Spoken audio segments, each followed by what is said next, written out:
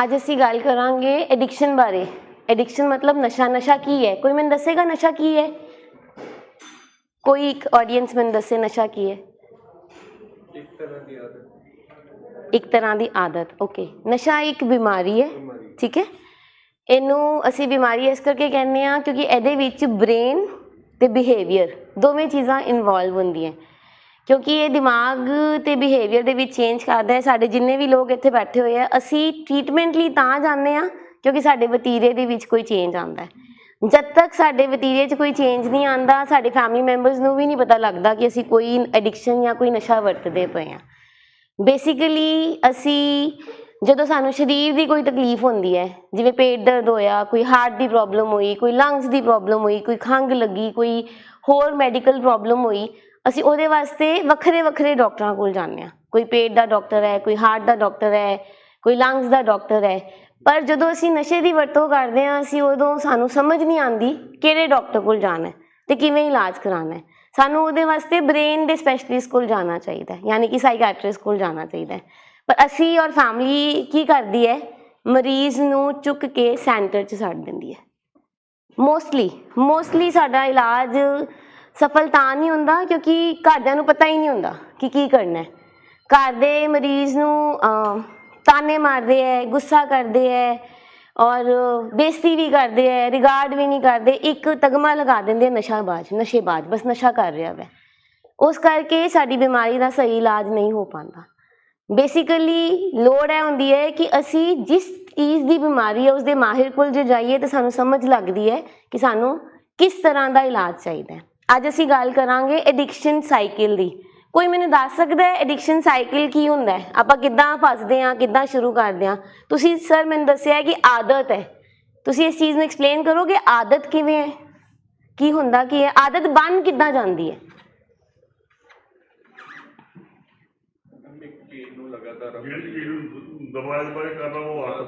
बिल्कुल, जिहड़ी चीज़ नूं असीं दुबारे करदे हां ओह आदत पै जांदी है। एक्चुअली ਇਹਦਾ मतलब है पहली चीज़ की होंदी है इनिशियल यूज़ का मतलब होंदा है मुੱਢ वरतों, जिहड़ी असीं पहलां वरतों करदे हां। साडे बहुत सारे पिंडां दे विच, घरां दे विच अफीम भुक्की नूं, शराब नूं नॉर्मल समझिया जांदा है।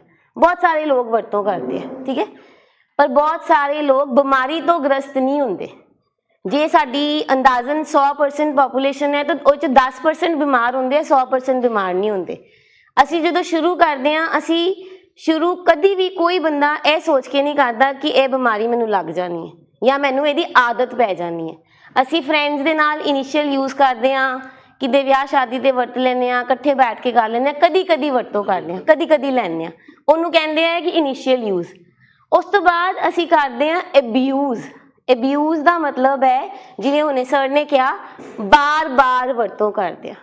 जिवें पहलां असीं एक वारी कीती, फिर असी हफ्ते च 2-3 बारी करनी शुरू कर दी, फिर असी हफ्ते च 4 बारी करनी शुरू करती, असी बार बार उसकी वरतों करनी शुरू कर दिया।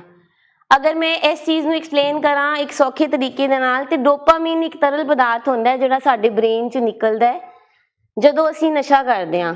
अगर मैं छोटी जी एग्जाम्पल वैसे ही देवां, 40 ml निकलना चाहिए जदों असी वरतों करदे हां, पर जदों असी पहली बारी नशा करदे हां 40 ml की बजाय 80 ml निकल जाता है। ਉਹਦੇ ਨਾਲ ਸਾਨੂੰ एक किक मिलती है, मज़ा आता है, सरूर आता है। फिर दिमाग कहता है जिन्ना मज़ा जिन्ना सरूर मैनू पहली बारी नशा करके होया सीगा वो मैनू बार बार मिले।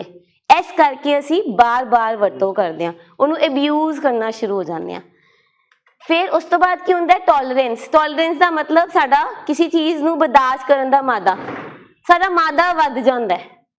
सानू हुण उस चीज़ की आदत पै चुकी है और साडी टॉलरेंस वध गई है। इस करके पहलां असीं थोड़ा नशा करते हैं, फिर असीं ज़्यादा करते हैं, फिर उहदी मिकदार हौली हौली वधदी जांदी, इत्थों तक कि असीं नाल होर चीज़ां भी रला लैंदे हां।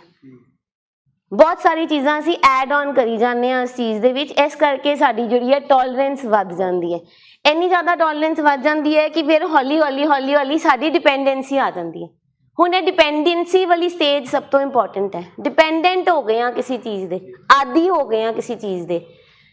ਇਹਦੇ ਵਿੱਚ ਕੀ ਹੁੰਦਾ ਹੈ कि ਅਸੀਂ ਹੁਣ ਸਵੇਰ ਤੋਂ ਲੈ ਕੇ शाम तक साडा दिमाग नशे नूं किद्दां लैना है ਕਿੱਦਾਂ ਅਸੀਂ ਉਹਨੂੰ ਪ੍ਰੋਕਿਓਰ ਕਰਨਾ ਹੈ, ਲੱਭਣ ਜਾਣਾ ਹੈ, ਇਸ ਚੀਜ਼ ਦੇ ਵਿੱਚ ਹੀ ਅਸੀਂ ਤਾਨੇ ਬਾਨੇ 'ਚ ਹੀ ਲੱਗੇ ਰਹਿੰਦੇ ਹਾਂ। ਕਿਉਂਕਿ ਸਾਡੀ ਡਿਪੈਂਡੈਂਸੀ ਵੱਧ ਗਈ ਹੈ। ਅਸੀਂ ਹੁਣ ਅਗਰ 1 ਘੰਟਾ ਵੀ ਲੇਟ ਹੋ ਜਾਂਦੇ ਹਾਂ ਤਾਂ ਸਾਡੇ ਸਰੀਰ ਦੇ ਵਿੱਚ ਹਲਚਲ ਹੋਣੀ ਸ਼ੁਰੂ ਹੋ ਜਾਂਦੀ ਹੈ, ਸਾਨੂੰ ਵਿਡਰੋਲਸ ਆਉਣੇ ਸ਼ੁਰੂ ਹੋ ਜਾਂਦੇ। ਵਿਡਰੋਲਸ ਦਾ ਮਤਲਬ ਹੈ ਤਕਲੀਫਾਂ ਆਉਣੀ ਸ਼ੁਰੂ ਹੋ ਜਾਂਦੀ ਹੈ, ਦਰਦਾਂ ਆਉਣੀਆਂ ਸ਼ੁਰੂ ਹੋ ਜਾਂਦੀ ਹੈ, ਬੇਚੈਨੀ ਲੱਗਣ ਲੱਗ ਪੈਂਦੀ ਹੈ, ਘਬਰਾਹਟ ਹੋਣ ਲੱਗ ਪੈਂਦੀ ਹੈ। ਸਭ ਤੋਂ ਇੰਪੋਰਟੈਂਟ ਹੈ, ਇੱਕ ਤੇ ਨਾ ਪੇਸ਼ੈਂਟ ਬਹੁਤ ਜ਼ਿਆਦਾ ਐਂਕਸ਼ੀਅਸ ਹੋ ਜਾਂਦਾ ਹੈ। ਬਹੁਤ ਸਾਰੇ ਮਰੀਜ਼ਾਂ ਨੇ ਇਹ ਸੁਣਿਆ ਹੁੰਦਾ ਹੈ ਕਿ ਜੇ ਨਸ਼ਾ ਨਹੀਂ ਲਵੋਗੇ ਤੁਹਾਨੂੰ ਕੁਝ ਹੋ ਜਾਏਗਾ, ਤੁਹਾਨੂੰ ਅਟੈਕ ਆ ਜਾਏਗਾ, ਤੁਹਾਨੂੰ ਕੋਈ ਮੁਸ਼ਕਲ ਹੋ ਜਾਏਗੀ। ਉਹ ਜਿਹੜੀ ਅਸੀਂ ਸੁਣੀ ਸੁਣਾਈ ਗੱਲਾਂ ਹੈਗੀਆਂ ਉਹਦੇ ਕਰਕੇ ਵੀ ਸਾਡੀ ਐਂਗਜ਼ਾਇਟੀ ਵੱਧਦੀ ਹੈ। ਔਰ ਇਹਦੇ ਵਿੱਚ ਸਾਡਾ ਬ੍ਰੇਨ ਓਬਸੈਸਿਵਲੀ ਵਰਕ ਕਰਦਾ। ਓਬਸੈਸਿਵਲੀ ਦਾ ਮਤਲਬ ਹੈ ਇੱਕ ਚੀਜ਼ ਨੂੰ ਕਰਨ ਪਿੱਛੇ ਸਾਨੂੰ ਪਹਿਲਾਂ ਸੋਚ ਆਉਂਦੀ ਹੈ ਨਸ਼ੇ ਦੀ ਕਿ ਮੈਂ ਕਰਨਾ, ਔਰ ਉਹ ਸੋਚ ਸਾਡੇ ਤੇ ਇੰਨੀ ਹਾਵੀ ਹੋ ਜਾਂਦੀ ਹੈ ਕਿ ਸਾਡੇ ਵਾਸਤੇ ਕੰਪਲਸਰੀ ਹੋ ਜਾਂਦਾ ਕਿ ਹੁਣ ਮੈਂ ਕਰਨਾ ਹੀ ਕਰਨਾ ਹੈ, ਜੇ ਮੈਂ ਨਾ ਕਰਿਆ ਤੇ ਪਤਾ ਨਹੀਂ ਮੈਨੂੰ ਕੀ ਹੋ ਜਾਣਾ। ਐਂਡ ਵਿਡਰੋਲਸ ਆਉਂਦੇ ਵੀ ਹੈ। ਅਸੀਂ 1 ਘੰਟਾ ਲੇਟ ਹੋ ਗਏ, 2 ਘੰਟੇ ਲੇਟ ਹੋ ਗਏ, ਜਿਵੇਂ ਬਾਹਰ ਘੜੀਆਂ ਲੱਗੀਆਂ ਹੁੰਦੀਆਂ ਨਾ, ਸਾਡੇ ਅੰਦਰ ਇੱਕ ਬਾਇਓਲੋਜੀਕਲ ਕਲੌਕ ਫਿੱਟ ਹੁੰਦੀ ਹੈ। ਬਹੁਤ ਸਾਰੇ ਪੇਸ਼ੈਂਟਸ ਨੂੰ ਪਤਾ ਹੀ ਨਹੀਂ ਹੁੰਦਾ 5 ਵੱਜ ਗਏ, ਪਰ ਉਹਨੂੰ ਪਤਾ ਹੁੰਦਾ ਹੁਣ ਮੇਰੀ ਨੀਡ ਹੈ, ਮੈਨੂੰ ਹੁਣ ਅੰਦਰੋਂ ਲੋੜ ਹੈਗੀ ਹੈ ਲੈਣ ਦੀ। ਇਸ ਕਰਕੇ ਜਿਹੜੀ ਸਾਡੀ ਡਿਪੈਂਡੈਂਸੀ ਹੈ ਇੰਨੀ ਜ਼ਿਆਦਾ ਵੱਧ ਜਾਂਦੀ ਹੈ, ਜਿਹਦੇ ਕਰਕੇ ਆਪਾਂ ਉਸ ਚੀਜ਼ 'ਚ ਫਸਦੇ ਰਹਿੰਦੇ ਹਾਂ ਔਰ ਸਾਡਾ ਬ੍ਰੇਨ ਹਰ ਵੇਲੇ ਇੱਕੋ ਹੀ ਸੋਚ ਰਹਿੰਦੀ। ਜਦੋਂ ਸਾਡੀ ਡਿਪੈਂਡੈਂਸੀ ਵੱਧ ਜਾਂਦੀ ਹੈ ਉਦੋਂ ਸਾਡਾ ਐਕਚੁਅਲ ਬਿਹੇਵੀਅਰ ਆਉਣਾ ਸ਼ੁਰੂ ਹੁੰਦਾ। ਉਦੋਂ ਸਾਨੂੰ ਕੋਈ ਮਾਂ ਬਾਪ ਨਹੀਂ ਦਿਸਦੇ, ਕੋਈ ਭੈਣ ਭਰਾ ਨਹੀਂ ਦਿਸਦੇ, ਸਾਨੂੰ ਕਿਸੇ ਦਾ ਰੋਣਾ ਨਹੀਂ ਸਮਝ ਆਉਂਦਾ, ਸਾਨੂੰ ਕਿਸੇ ਨਾਲ ਕੋਈ ਸਾਨੂੰ ਪਿਆਰ ਨਾਲ ਸਮਝਾ ਰਿਹਾ ਤਾਂ ਵੀ ਨਹੀਂ ਸਮਝ ਆ ਰਹੀ, ਸਾਨੂੰ ਗੁੱਸੇ ਨਾਲ ਸਮਝਾ ਰਿਹਾ ਤਾਂ ਵੀ ਨਹੀਂ ਸਮਝ ਆ ਰਹੀ। ਸਾਡਾ ਦਿਮਾਗ ਇੱਕੋ ਚੀਜ਼ ਮੰਗ ਕਰ ਰਿਹਾ ਹੁੰਦਾ, ਸਾਡਾ ਥੋਟ ਜਿਹੜਾ ਪ੍ਰੋਸੈਸ ਇੱਕੋ ਚੀਜ਼ ਮੰਗ ਕਰ ਰਿਹਾ ਹੁੰਦਾ ਕਿ ਮੈਨੂੰ ਨਸ਼ਾ ਮਿਲ ਜਾਏ ਕਿਸੇ ਤਰੀਕੇ ਨਾਲ, ਮੈਂ ਉਹ ਨਸ਼ਾ ਕਿਸੇ ਤਰੀਕੇ ਨਾਲ ਕਰਦਾ ਰਵਾਂ। ਜੇ ਮੈਂ ਨਹੀਂ ਕਰਾਂਗਾ ਤੇ ਮੈਨੂੰ ਪ੍ਰੋਬਲਮਸ ਆਉਣਗੀਆਂ ਔਰ ਥੋਟਸ ਬਹੁਤ ਜ਼ਿਆਦਾ ਇਨਵੋਲਵਡ ਹੁੰਦੇ ਹੈ। ਐਸੀ ਡਿਪੈਂਡੈਂਸੀ ਦੇ ਵਿੱਚ ਕੀ ਹੁੰਦਾ ਹੈ, ਅਸੀਂ ਉਹ ਵਾਲੀਆਂ ਗੱਲਾਂ ਕਰਦੇ ਹਾਂ ਜਿਹੜੀਆਂ ਅਸੀਂ ਕਦੀ ਵੀ ਨਹੀਂ ਕੀਤੀਆਂ ਹੁੰਦੀਆਂ। ਅਸੀਂ ਚੋਰੀ ਚਕਾਰੀ ਕਰਦੇ ਹਾਂ, ਅਸੀਂ ਝੂਠ ਸੱਚ ਬੋਲਦੇ ਹਾਂ, ਅਸੀਂ ਕਈ ਵਾਰੀ ਇੰਨੀ ਡਿਸਰਿਸਪੈਕਟ ਸ਼ੋ ਕਰਦੇ ਹਾਂ ਆਪਣੇ ਮਾਂ ਬਾਪ ਨੂੰ ਜਿਹੜੀ ਅਸੀਂ ਕਦੀ ਵੀ ਨਹੀਂ ਕੀਤੀ ਹੁੰਦੀ। ਜਦੋਂ ਅਸੀਂ ਮਰੀਜ਼ਾਂ ਨਾਲ ਗੱਲ ਕਰਦੇ ਹਾਂ ਨਾ, ਫਿਰ ਉਹ ਜਦੋਂ ਬਾਅਦ ਚੋਂ ਇਸ ਚੀਜ਼ ਤੋਂ ਨਿਕਲਦੇ ਹੈ ਫਿਰ ਉਹ ਦੱਸਦੇ ਹੈ ਕਿ ਮੈਂ ਆਪਣੀ ਮਾਂ ਦਾ ਗਲਾ ਫੜ ਲਿਆ ਸੀ, ਮੈਂ ਆਪਣੀ ਭੈਣ ਨੂੰ ਧੱਕਾ ਦੇ ਦਿੱਤਾ ਸੀ, ਮੈਂ ਆਪਣੇ ਫਾਦਰ ਤੇ ਗਨ ਚੁੱਕ ਲਈ ਸੀ। ਉਹ ਸਾਡੀ ਡਿਪੈਂਡੈਂਸੀ ਇੰਨੀ ਵੱਧ ਗਈ ਹੁੰਦੀ ਹੈ ਕਿ ਸਾਨੂੰ ਪਤਾ ਹੀ ਨਹੀਂ ਲੱਗਦਾ ਅਸੀਂ ਵਤੀਰਾ ਕੀ ਕਰ ਰਹੇ ਹਾਂ, ਕਿਉਂਕਿ ਬ੍ਰੇਨ ਜਿਹੜਾ ਹੈ ਬ੍ਰੇਨ ਪੂਰਾ ਇਨਵੋਲਵਡ ਹੋ ਗਿਆ ਨਸ਼ੇ ਦੇ ਵਿੱਚ। ਔਰ ਬ੍ਰੇਨ ਚਾਹੁੰਦਾ ਹੈ ਕਿ ਜੋ ਮੈਂ ਚਾਹ ਰਿਹਾ ਮੈਨੂੰ ਬਸ ਹੋ ਜਾਏ, ਮੈਨੂੰ ਮਿਲ ਜਾਏ। ਅਸੀਂ ਬੀਇੰਗ ਪੇਰੈਂਟਸ ਇਹ ਸਮਝਦੇ ਨਹੀਂ ਹਾਂ ਕਿ ਮਰੀਜ਼ ਇੱਦਾਂ ਦੀ ਹਰਕਤਾਂ ਕਿਉਂ ਕਰ ਰਿਹਾ, ਕਿਉਂਕਿ ਉਹਦਾ ਹੁਣ ਦਿਮਾਗ ਬਿਮਾਰ ਹੋ ਗਿਆ, ਉਹਨੂੰ ਬਿਮਾਰੀ ਲੱਗ ਗਈ ਹੈ, ਉਹਨੂੰ ਸਮਝ ਨਹੀਂ ਆ ਰਹੀ ਕਿ ਮੈਂ ਕੀ ਕਰਨਾ। ਡਿਪੈਂਡੈਂਸੀ ਤੋਂ ਬਾਅਦ ਕੀ ਹੁੰਦਾ ਹੈ, ਫਿਰ ਸਾਨੂੰ ਐਡਿਕਸ਼ਨ ਹੋ ਜਾਂਦੀ ਹੈ। ਮਤਲਬ ਕਿ ਸਾਨੂੰ ਹੁਣ ਬਿਮਾਰੀ ਲੱਗ ਗਈ ਹੈ। ਜੇ ਹੁਣ ਬਿਮਾਰੀ ਲੱਗ ਗਈ ਹੈ ਤੇ ਇਹਦੇ ਵਾਸਤੇ ਹੁਣ ਕਰਨਾ ਕੀ ਹੈ। ਅਸੀਂ ਬਹੁਤ ਸਾਰੇ ਮਰੀਜ਼ ਜਿਹੜੇ ਇੱਥੇ ਬੈਠੇ ਵੀ ਹੈ ਔਰ ਜਿਹੜੇ ਹੋਰ ਵੀ ਸਾਡੇ ਕੋਲ ਟ੍ਰੀਟਮੈਂਟ ਕਰਾ ਕੇ ਗਏ ਹੈ, ਇਲਾਜ ਸਭ ਨੇ ਕਰਾਇਆ ਹੁੰਦਾ, ਭਾਵੇਂ 1 ਵਾਰੀ ਕਰਾਇਆ ਹੁੰਦਾ ਹੈ, ਭਾਵੇਂ 2 ਵਾਰੀ ਕਰਾਇਆ ਹੁੰਦਾ ਹੈ, ਭਾਵੇਂ 3 ਵਾਰੀ ਕਰਾਇਆ ਹੁੰਦਾ ਹੈ, ਕਿਤੇ ਨਾ ਕਿਤੇ ਅਸੀਂ ਇਲਾਜ ਕਰਾਇਆ ਹੁੰਦਾ। ਪਰ ਇਲਾਜ ਕਰਾਉਣ ਤੋਂ ਬਾਅਦ ਫਿਰ ਕੀ ਹੁੰਦਾ ਹੈ, ਇਲਾਜ ਕਰਾਉਣ ਤੋਂ ਬਾਅਦ ਰਿਲੈਪਸ ਹੋ ਜਾਂਦਾ। ਰਿਲੈਪਸ ਦਾ ਮਤਲਬ ਹੈ ਦਿਮਾਗ ਕਹਿੰਦਾ ਹੈ ਹੁਣ ਮੈਨੂੰ 15 ਦਿਨ ਹੋ ਗਏ ਛੱਡੇ, ਹੁਣ ਮੈਨੂੰ ਮਹੀਨਾ ਹੋ ਗਿਆ ਛੱਡੇ, ਹੁਣ ਮੈਨੂੰ 2 ਮਹੀਨੇ ਹੋ ਗਏ ਛੱਡੇ, ਚੱਲ ਮੈਂ 1 ਵਾਰੀ ਕਰ ਲੈਣਾ। ਉਹ ਫਿਰ ਆਪਾਂ ਇਨੀਸ਼ੀਅਲ ਯੂਜ਼ ਤੇ ਆ ਜਾਂਦੇ ਹਾਂ ਕਿ ਮੈਂ ਤਾਂ ਇੱਕੋ ਵਾਰੀ ਕਰਨਾ, ਹੁਣ ਤੇ ਮੈਂ ਛੱਡਿਆ ਹੋਇਆ, ਹੁਣ ਤੇ ਮੈਂ ਆਪਣਾ ਕੰਟਰੋਲ ਕਰ ਸਕਦਾ, ਹੁਣ ਮੈਨੂੰ ਕੋਈ ਪ੍ਰੋਬਲਮ ਨਹੀਂ ਹੈ। ਔਰ ਅਸੀਂ ਫਿਰ ਇੱਥੇ ਹੀ ਪਹੁੰਚ ਜਾਂਦੇ ਹਾਂ। ਤੇ ਇਹ ਜਿਹੜਾ ਸਰਕਲ ਹੈ, ਇਹ ਸਾਈਕਲ ਆਫ ਐਡਿਕਸ਼ਨ ਹੈ, ਚੱਲਦਾ ਹੀ ਰਹਿੰਦਾ, ਸਾਲਾਂ ਪ੍ਰਤੀ ਸਾਲਾਂ ਚੱਲਦਾ ਰਹਿੰਦਾ, ਰੁਕਦਾ ਹੀ ਨਹੀਂ ਹੈ। ਅਸੀਂ ਕਿੱਥੇ ਫਸ ਜਾਂਦੇ ਹਾਂ, ਜਾਂ ਅਸੀਂ ਨਸ਼ਾ ਕਰ ਰਹੇ ਹਾਂ ਜਾਂ ਅਸੀਂ ਨਸ਼ਾ ਛੱਡ ਰਹੇ ਹਾਂ। ਅਸੀਂ ਐਸੀ ਸਰਕਲ 'ਚ ਚੱਲਦੇ ਰਹਿੰਦੇ ਹਾਂ। ਅਸੀਂ ਕਈ ਵਾਰੀ ਹੁੰਦਾ, ਤੁਸੀਂ ਦੇਖਿਆ ਹੋਣਾ ਘਰਾਂ ਦੇ ਵਿੱਚ 15-20 ਦਿਨ ਮਰੀਜ਼ ਨੇ ਕੀਤਾ, ਉਸ ਤੋਂ ਬਾਅਦ ਕਹਿੰਦਾ ਜੀ ਹੁਣ ਤਾਂ ਮੈਂ ਛੱਡਿਆ ਹੋਇਆ ਵੈ, ਹੁਣ ਤਾਂ ਮੈਨੂੰ 2 ਮਹੀਨੇ ਹੋ ਗਏ ਮੈਂ ਛੱਡਿਆ, ਮੈਂ ਬਿਲਕੁਲ ਠੀਕ ਹਾਂ, ਹੁਣ ਮੈਨੂੰ ਇਕੱਲਿਆਂ ਬਾਹਰ ਵੀ ਜਾਣ ਦਿਓ, ਮੈਨੂੰ ਸਭ ਕੁਝ ਕਰਨ ਦਿਓ। ਪਰ ਮਰੀਜ਼ ਨੂੰ ਨਹੀਂ ਪਤਾ ਹੁੰਦਾ ਅਸੀਂ ਤਾਨੇ ਬਾਨੇ 'ਚ ਚੱਲ ਰਹੇ ਹਾਂ, ਜਾਂ ਛੱਡ ਰਹੇ ਹਾਂ ਜਾਂ ਲੈ ਰਹੇ ਹਾਂ, ਜਾਂ ਛੱਡ ਰਹੇ ਹਾਂ ਜਾਂ ਲੈ ਰਹੇ ਹਾਂ। ਇਸ ਐਡਿਕਸ਼ਨ ਆਫ ਸਾਈਕਲ ਤੋਂ ਬਚਣ ਵਾਸਤੇ ਸਾਡਾ ਸਹੀ ਜਿਹੜਾ ਟ੍ਰੀਟਮੈਂਟ ਹੈ, ਅਸੀਂ ਇਲਾਜ ਕਰਾਈਏ, ਪ੍ਰੋਪਰਲੀ ਸਮਝੀਏ ਬਿਮਾਰੀ ਨੂੰ ਕਿ ਮਰੀਜ਼ ਦੇ ਅੰਦਰ ਕੀ ਚੱਲ ਰਿਹਾ ਔਰ ਕਿਹਦੇ ਕੋਲ ਅਸੀਂ ਜਾਣਾ ਹੈ ਤੇ ਕਿਸ ਤਰ੍ਹਾਂ ਦਾ ਇਲਾਜ ਕਰਨਾ ਹੈ। ਤੁਹਾਡੇ ਬੱਚੋਂ ਕਿਸੇ ਨੇ ਕੋਈ ਇੰਨੀ ਚੀਜ਼ ਜਿਹੜੀ ਸਮਝਾਈ ਹੈ, ਇਹਦੇ ਬਾਰੇ ਕੋਈ ਇੱਕ ਸਵਾਲ ਪੁੱਛਣਾ ਹੋਵੇ, ਕੋਈ ਕੁਐਸਚਨ ਹੋਵੇ ਕਿਸੇ ਦਾ? देखो बेटा, जब हमें डिपेंडेंसी हो गई है, आदत बढ़ गई है अब हमें, ठीक है, क्यों? क्योंकि हमारी टॉलरेंस बढ़ गई है ना। पहले हमने कम नशा किया, फिर हमने ज़्यादा किया, उसकी क्वांटिटी बढ़ी, हमारे जो टॉलरेंस, हमारी कैपेसिटी बढ़ गई है। अब हमारी कैपेसिटी इंक्रीज हो जा रही है और उसमें हमने ऐड ऑन कर ली हैं चीज़ें। आपने सुना होगा, कोई हीरोइन ले रहा है तो उसकी क्वांटिटी पहले कम थी, फिर ज़्यादा ले ली, फिर हीरोइन के साथ वो गोलियां भी खा रहा है, गोलियों के साथ वो शराब भी पी रहा है। तो हमारी जब कैपेसिटी बढ़ गई है तो हमारी डिपेंडेंसी हो गई, डिपेंडेंसी हुई है तभी तो वो बीमारी बनी है। जब तक डिपेंडेंसी नहीं थी, इनिशियल यूज में तो हमारी बीमारी बनी नहीं ना। वो तो हमने एक दिन लिया और जिस दिन हमने लिया उस दिन ये सोच के थोड़ी लिया है कि हमारी ये बीमारी बन जानी है। तब हमने सिर्फ लिया है, फॉर फन सेक लिया है, पीयर प्रेशर के लिए लिया है, किस लिए लिया है। पर जब हमने उसको, हमारी आदत बन गई, अब हम नहीं ले रहे तो हमें विड्रॉल्स आ रहे हैं, हमें बेचैनी हो रही है, हमें घबराहट हो रही है और इसकी वजह से अब ये बीमारी बन चुकी है। अब बीमारी में हम आ भी गए हैं, उसको छोड़ भी दिया हमने एक बार, लेकिन फिर क्या हुआ, फिर से मन में आ गया, एक बार ही कर लेते हैं और हम इसी चक्कर में फंसे रहते हैं। इस तो इलावा ना मैं तुहानू दसांगी कुछ साइनस एंड सिम्पटम्स होंदे है पहचान करन दे कि आपां नशे च किस तरह फसे हैं। सब तो पहला इहदे विच कोई उम्र नहीं हुंदी नशे दी।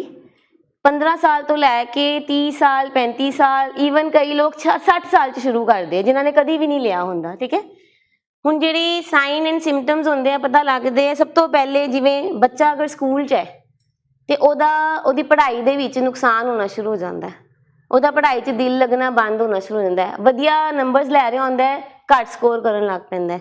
असी कोई भी काम कर रहे हैं, असी खेतीबाड़ी कर रहे हैं या असी कोई जॉब ही कर रहे हैं, ਉਹਦੇ ਵਿੱਚ ਸਾਡਾ डिक्लाइन आ जाता है, साडा मन नहीं लग रहा, असी जिन्ना काम कर रहे सी उन्ना कर नहीं पा रहे, कल्ले कल्ले रहना, वखरे वखरे रहना, ये सब तो वड्डा सिम्पटम है।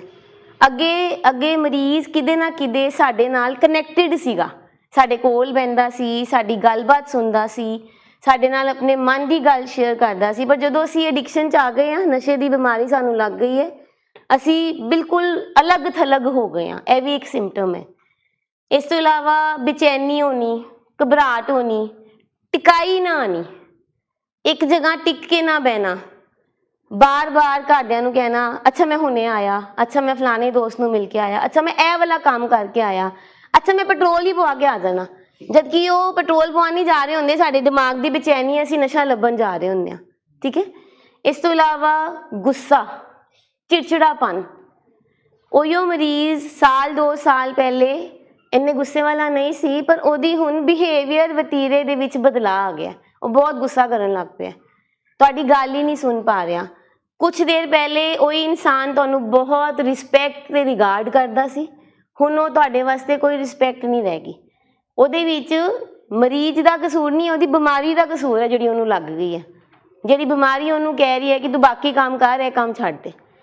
इस तो इलावा ਇਹਦੇ ਵਿੱਚ ਕੀ ਹੁੰਦਾ है, मरीज ਨੂੰ दर्दां, बेचैनी, नींद ना आनी सब तो बड़ी समस्या, सारी सारी रात मोबाइल देखते रहना, कोई होर काम करी जाना, रात ਨੂੰ जागते रहना, फिर दिने थोड़ी देर सोना, अपना नहान धोन का बिल्कुल ख्याल ना रखना, अपने पहरावे का बिल्कुल ख्याल ना रखना, यह भी एक बड़ा वड्डा साइन एंड सिम्पटम है जिहदे विच सानू नहीं पता लगता कि असीं किद्दां बाहर जा रहे हैं, किद्दां उठ रहे हैं, अपना ध्यान नहीं रख पा रहे, जिहड़ी डेली रूटीन दीयां चीज़ां असीं पहलां करदे हुंदे सी हुण असीं नहीं कर पा रहे।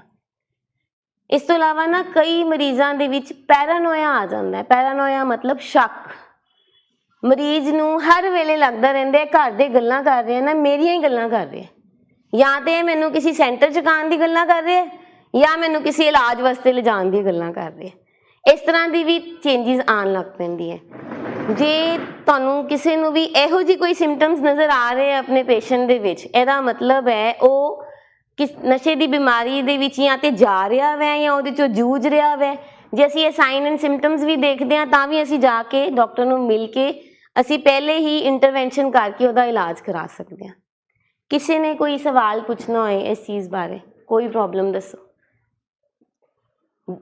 मेरे ख्याल नाल जिन्ने असीं बैठे हुए हैं सारियां दे घरां दे विच प्रॉब्लम्स आई हैं, ਇਹ ਸਾਰੀਆਂ ਅਲਾਮਤਾਂ ਅਸੀਂ ਦੇਖੀਆਂ ਆਪਣੇ ਮਰੀਜ਼ ਦੇ ਵਿੱਚ, ਤਾਂ ਹੀ ਅਸੀਂ ਇੱਥੇ ਪਹੁੰਚੇ ਹਾਂ, ਫਿਰ ਅਸੀਂ ਪਹੁੰਚੇ ਹਾਂ। ਇਸ ਤੋਂ ਇਲਾਵਾ ਕੋਈ ਚੀਜ਼ ਤੁਸੀਂ ਪੁੱਛਣਾ ਚਾਹੋ ਆਪਣੇ ਵੱਲੋਂ, ਕੁਝ ਵੀ ਚੀਜ਼।